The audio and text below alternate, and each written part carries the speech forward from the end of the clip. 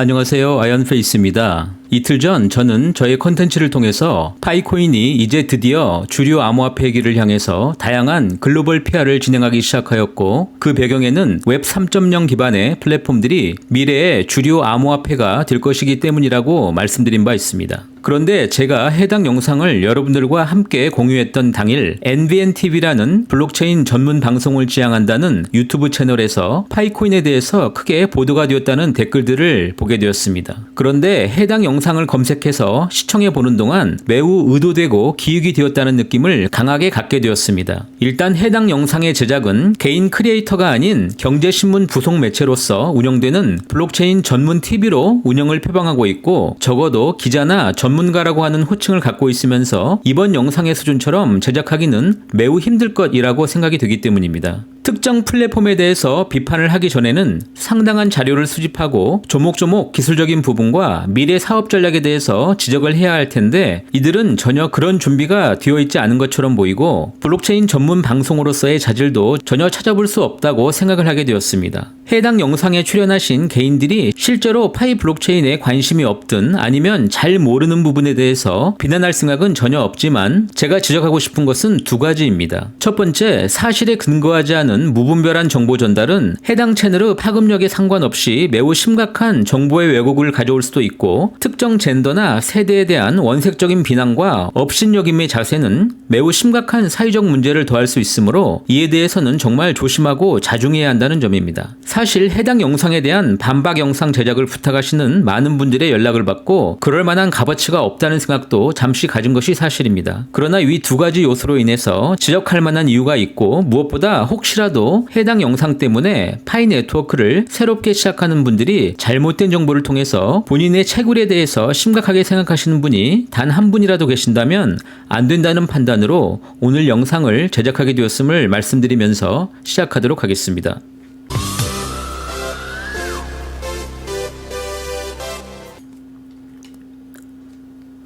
오히려 NVNTV 영상이 좀 더 파급력 있는 100만 조회 채널이었거나 정말 권위를 인정받을 만한 학계의 권위자가 출연하였다면 좀 더 파이 네트워크에게는 흥미로웠을 것입니다. 그래서 더욱더 그냥 이분들이 모르쇠로 일관하면서 150만 명의 파이 네트워크 채굴자들로부터 따가운 비난을 한번 받는 것이 더욱더 자신의 해당 채널의 성장에 도움이 될 것으로 기획을 하였는지도 모르겠습니다. 제가 가장 문제점으로 지적하고 싶은 본 영상의 첫 번째 문제점은 해당 출연진들의 비뚤어진 세대의식이라는 점입니다. 해당 영상에는 이런 문구가 나옵니다. 파이 네트워크의 모임에 사진을 인용하면서 나이 든 사람들이 줄을 이루며 너무 조악하다던가, 게다가 사진만 봐도 느낌이 오지 않습니까? 라는 표현을 사용하면서 마치 본인들이 알고 있는 저급한 수준의 다단계 피라미드 같은 표현을 사용하고 있는 것입니다. 게다가 광신도라는 표현까지 서슴지 않습니다. 적어도 경제신문사가 운영하는 블록체인의 전문 채널이라면 아무리 조이에 눈이 멀다고 해도 지킬 건 지켜야 할 것입니다. 나이든 사람들이 참여하면 블록체인이 형성이 안 되는 것인지, 해당 사진이 본인들의 눈에는 본인들보다 수준이 낮은 약자라고 보이는 것인지 묻고 싶습니다. 만약 파이 네트워크의 본사가 한국이라면 이런 방송을 감히 과감하게 실행할 수 있었을까요? 그러면서 외국에서 발행하였지만 한국 사람들이 그 숫자도 전혀 정확하지 않은 20만 명이 참여하고 있기 때문에 김치코인이 아니라고 할 수 있나라고 이야기하면서 마치 한국산 김치코인은 모두 사기코인이라는 인식이 이분들의 뇌에 깊이 박혀있다는 느낌을 받게 됩니다. 매우 유감을 표현할 만한, 사회적으로 해서는 안 되는 언어와 일부 매우 저질스러운 표현 그 자체라고 해도 과언이 아닙니다. 홍보성 스팸이 정말로 그렇게 자신들의 일과를 방해할 만큼 많이 발생하였는지 저는 잘 모르겠습니다. 또한 현실의 내용을 취재하지 않고 소위 어그로성 기획물이라고 이해할 수밖에 없고, 그 품질 또한 매우 낮기 이를 데가 없습니다. 블록체인을 평가하면서 여타 블록체인의 구조마저 제대로 전문적으로 평가하지 않고 끝까지 지켜보기에는 참으로 참담한 수준의 영상이었습니다. 저분들은 아마도 사진만 봐도 그 안에 계신 분들의 지적 수준과 재산 수준까지도 자로 재듯이 맞춰내는 주술 전문가들인가 싶습니다. 더 이상 이야기를 하기에는 매우 시간이 아까울 지경입니다. 그냥 웃음으로 넘기시고 이제 우리는 더 단단해지기 위해서 저의 지난 5개월여간의 영상 중 오늘의 해프닝을 설명해줄 간단히 몇 가지 자료를 함께 다시 공유하면서 마무리하도록 하겠습니다. 해당 영상의 내용에 따르면 핸드폰으로 에너지 보존 법칙을 거스르면서 채굴해 온 것이 파이코인입니다. 네, 맞습니다. 그들이 모르는 파이에 심오한 비밀이 숨어있기 때문입니다. 파이코인은 리플로부터 소스코드를 포킹한 스텔라의 합의 알고리즘인 SCP를 기반으로 하였고 채굴 혹은 민팅이 되고 있는 프리마이닝 개념입니다. 스텔라 코어는 그 기초 자산을 선 발행 후에 분배하는 방식으로 해당 계정에 액세스되는 방법을 따릅니다. 그런데 파이 네트워크는 채굴자가 없는 스텔라가 아주 오랫동안 문매를 맞았던 탈중앙화라는 이슈를 극복하기 위해서 그 비책으로 채굴자를 휴대폰 접속 메커니즘으로 연결하는 방식의 참여 약속을 통해서 해당 채굴자들을 컨센서스 알고리즘으로 보다 쉽게 접근이 가능하도록 설계를 하였고, 여기에 더하여 누구나 노드에 참여하여 파이의 알고리즘의 합의라고 하는 탈중앙화를 더하게 됩니다. 그 채굴은 매우 공정하고 기여에 따른 보상 방식을 채택하게 되면서 비트코인의 메커니즘이 극복하지 못한 승자 독식의 방식을 완전히 공정체제로 전환하게 됩니다. 바로 이러한 메커니즘을 표현한 저만의 방식이 부의 재분배라고 말씀드리고자 합니다. 지난 3월 20일 저는 스마트폰 채굴이라고 파이코인을 무시하면 절대 안 되는 이유라는 컨텐츠를 통해서 왜 파이의 휴대폰 채굴이 대단한 의미를 갖는 것인지 공유드린 바 있습니다.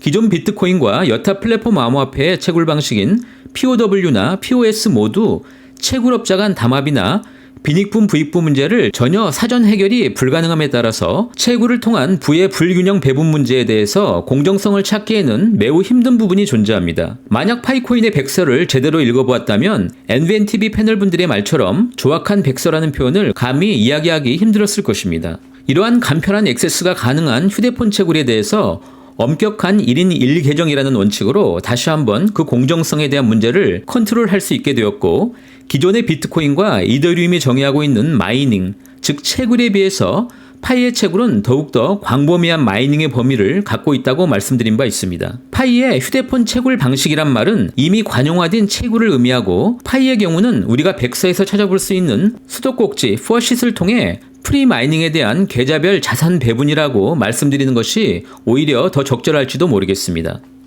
이번 해당 영상에서 가장 허무맹랑하고 초기 파일 채굴자들을 우롱할 수 있는 부분이 휴대폰 정보 탈취에 대한 가능성을 언급하는 것입니다. 만약 파이 네트워크의 본사가 한국이었다면 이 부분은 대단히 큰 분쟁의 소지를 만들 만한 위험한 지적이 될 것입니다. 파이는 개인들의 정보를 전혀 제공하고 있지 않으며 사용하고 있지도 않음을 이미 여러 차례 공지한 바 있고, 이것은 바로 파이의 KYC 시스템에 의해서 가장 극명하게 증명이 됩니다. 제도권 암호화폐 시장에 대한 진입과 무엇보다 글로벌 실질 통화로서 그 위상 확보를 위해서 파이의 KYC는 엄격한 국제 표준인 ISO와 국제 자금 세탁 방지 기구인 FATF를 준수하면서 세부적으로 자금 세탁 방지법인 AML의 규칙에 의해서 개인정보는 철저히 보장되고 개인 검증자들조차 해당 정보에 대해서 그 준수를 의무화하고 있습니다.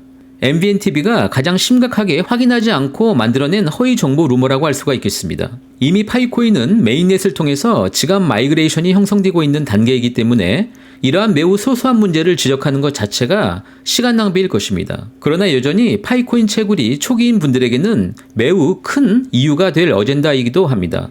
파이 네트워크가 초기 마케팅 비용을 절감하기 위해서 선택한 이른바 바이럴 마케팅 방식의 레퍼럴 마케팅을 다단계라는 솔깃한 용어로 지적하는 것 또한 매우 초보적이고 어린아이 같은 미사여구에 불과합니다. 파이는 오히려 해당 파이오니어가 직접 영입한 채굴팀만의 채굴 보너스를 공유하는 이른바 답답할 정도 수준의 단단계이고, 만약 이런 마케팅을 지적하려 한다면 아마존의 마케팅을 먼저 지적해야 할 것입니다. 파이는 매우 수평적인 추천 구조이고 투자금이 필요 없는 피라미드 같은 방식은 더더욱 아니라는 것이 너무 명백한 사실입니다. 심지어 ICO 한번 진행하지 않고 그 투명한 가버넌스 구조를 갖게 되었고, 아마도 파이코어 팀의 자금 문제를 우려한 많은 파이오니어들이 현재까지도 자발적으로 그 앱 광고를 보고 계신 것으로 알고 있습니다. 한편 파이의 가치를 폄하하려는 시도가 많은 부분에서 포착되기도 합니다. 파이 네트워크의 채굴자가 한국에 20만 명 정도 있다는 대목에서 서로 이렇게나 많은가라는 표정을 짓기도 하는데, 이분들은 평소 눈 감고 귀 닫고 생활하시는 분들인 것 같습니다. 불과 6월 달에 한국의 경제 일간지에 이미 파이코인의 앱 사용자는 약 152만 명이며 가상화폐 부문에서 거래소 다음으로 2위라고 공식 공지된 바 있기 때문입니다. 한글로 번역된 파이 백서가 너무 조악하다고 합니다. 사실 파이 백서는 현재 거의 모든 휴대폰 채굴화폐의 백서가 카피하듯 사용하고 있는 그 교과서 수준이라고 말씀드릴 수 있고, 2021년 12월 말 폐쇄 메인넷을 선언하면서 파이의 가버넌스 모델을 포함하여서 수정된 2차 백서가 배포된 바 있습니다. 또한 해당 패널 두 분이 파이코인이 아직 상장이 안 되어서 매우 걱정스럽고 고민이 많으신 것 같습니다. 다시 한번 감사를 드리겠습니다. 파이는 현재 폐쇄 메인넷 단계를 선언하고 이 기간 동안에 KYC를 마무리하고 더 큰 생태계를 위해서 엄청난 앱을 추가하겠다고 하니 참고해 주시기 바랍니다. 또한 API가 오픈되면 오픈 메인넷이 진행이 되고 이러한 대형 규모의 퍼블릭 블록체인을 어떤 거래소가 상장하지 않을까가 더 걱정스럽습니다. 주위의 많은 반대와 걱정에도 불구하고 파이코인은 이렇게 주류 암호화폐의 길을 걷기 시작하였습니다. 이제 글로벌 PR이 시작이 되고 있고 암호화폐의 메인 이슈와도 함께 검색이 진행이 되고 있습니다. 그리고 이미 파이 블록체인 안에는 약 121만 개라는 엄청난 메인넷 지갑이 형성되고 있고 2022년 연말까지 적어도 1000만 개 이상의 지갑이 형성될 수도 있습니다. 여러분들도 너무 잘 아시지만 2017년 상장이 되어서 수많은 역사를 기록하고 있는 카르다노, 에이다 코인도 현재 6년 동안 만든 지갑의 수가 약 250만 개 미만입니다. 파이가 얼마나 더 대단한 걸 보여드려야 할지 매우 고민이 되는 시점입니다. 상장이 된다고 가격이 높다고 블록체인 암호화폐가 완성이 되는 것은 절대 아닙니다. 모든 핵심은 사용자 기반이 얼마나 강력하고 많은 사용자를 보유하고 있느냐의 문제이기 때문입니다. 자, 이제 헌정 영상은 여기까지입니다. 마지막으로 저는 파이 네트워크의 파이오니어 여러분들과만 비밀스런 이야기를 공유하면서 마무리하도록 하겠습니다.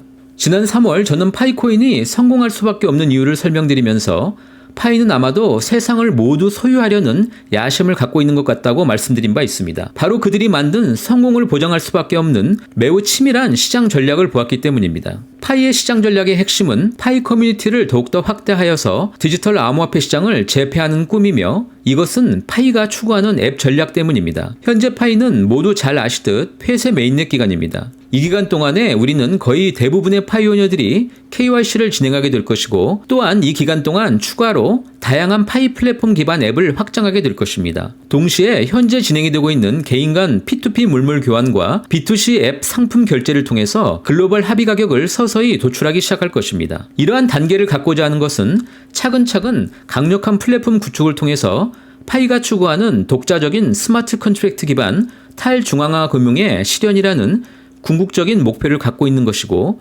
이러한 과정은 현재 모든 암호화폐가 실질적으로 생활에 사용되지 못하면서 그저 상장시장에서 주식 상품처럼 갖는 큰 변동성을 크게 개선하게 됨으로써 상장 이후에도 매우 안정적인 실물 결제 화폐를 구축하기 위한 것입니다. 사실 오늘 제가 지적한 이슈는 매우 마이너한 이슈이고 이러한 기회를 통해서 파이오니어 여러분들과 다시 한번 기본으로 돌아가서 이렇게 다시 생각해볼 기회를 제공한 그분들에게 오히려 감사의 말씀을 드려야 할지도 모르겠습니다. 오늘 이제 마무리하면서 우리 모두가 절대 잊으면 안 되는 한 가지는 파이코인이 시장에서 스포트라이트를 받으면 받을수록 엄청난 강력한 세력들의 공격과 다양한 형태의 비판이 제시되고 또 맞서게 될 것이라는 점입니다. 탈중앙화를 포함하여서 암호화폐 전반적인 기술적인 부분부터 금융 부분 그리고 심지어는 정부 부분의 비난과 공격이 시작이 될 수도 있습니다. 그래서 초기에 단단하게 굳어진 파이의 내부 커뮤니티에 그 결속과 믿음이 더욱더 중요합니다. 왜냐하면 커뮤니티가 없는 파이는 아무것도 아니기 때문입니다. 더욱더 단단해진 파이오니어 여러분들과 커뮤니티를 기대하겠습니다. 오늘도 이렇게 저와 함께 해주셔서 진심으로 감사드립니다. 저는 다음에 더 좋은 내용으로 함께 하도록 하겠습니다. 행복한 주말 보내시기 바랍니다. 감사합니다.